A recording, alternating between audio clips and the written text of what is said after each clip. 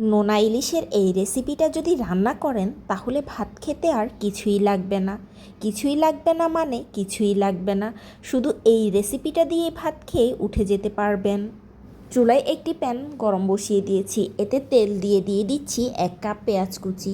পেঁয়াজ কুচিগুলোকে মিনিট খানিক ভেজে নিব।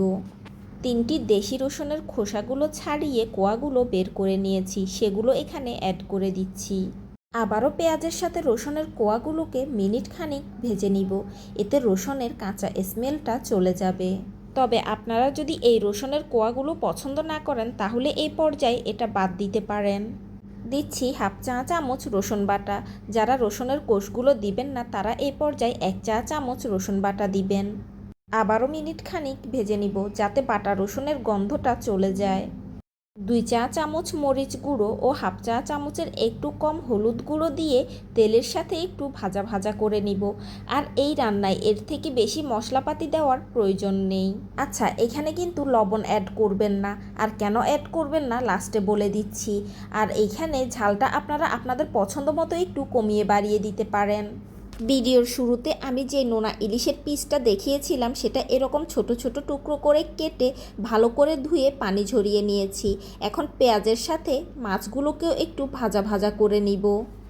এই রান্নায় নোনা ইলিশের পিসগুলো আপনারা চাইলে কিন্তু আপনাদের পছন্দ মতো আরেকটু বড় করেও কাটতে পারেন, এতেও খেতে ভালো লাগে। এখন অ্যাড করে দিচ্ছি কিউব করে কেটে রাখা একটি টমেটো থেকে বেশ খানিকটা পানি বের হয়ে আসবে, আর এই পানির মধ্যেই নোনা ইলিশটাকে কষিয়ে নিব।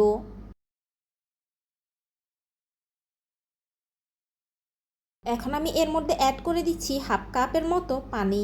পানিটা দিয়ে টকবক করে ফুটে উঠলে ঢাকনা দিয়ে রান্না করব পানিগুলো একেবারে মাখো মাখো হয়ে আসা পর্যন্ত।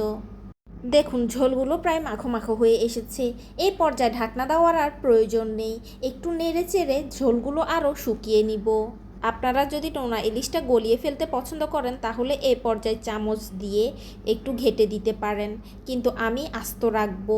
আর পেটের যেই অংশটা আছে এই অংশটা এমনিতেই গলে যাবে। দেখেই নিশ্চয়ই বুঝতে পারছেন বেশ কিছু কাটা দেখা যাচ্ছে। স্বাদ মতো কাঁচা মরিচ ও কিছু ধনিয়া পাতা কুচি করে দিয়ে দিচ্ছি। আলতো নেড়ে চেড়ে মিশিয়ে এর গায়ের পানিগুলো একেবারে শুকিয়ে ফেলবো। নোনা ইলিশটা কিন্তু রান্না হয়ে গিয়েছে, এর গায়ের তেলগুলো বের হয়ে এসেছে। চুলা থেকে নামানোর আগে লবণটা একটু চেক করে দেখবেন। নোনা ইলিশ সাধারণত লবণের মধ্যেই তৈরি করা হয়, যার কারণে নোনা ইলিশ রান্না করায় লবণ দিতে হয় না। তবে কোনো কারণে যদি দেওয়া লাগে তাহলে একটু অ্যাড করে নেবেন। আচ্ছা, একটু খেয়াল করে দেখুন ফাইনাল লুকটা দেখে কি মনে হচ্ছে? এটা হলে কি আর আপনাদের ভাত খেতে কিছু লাগবে?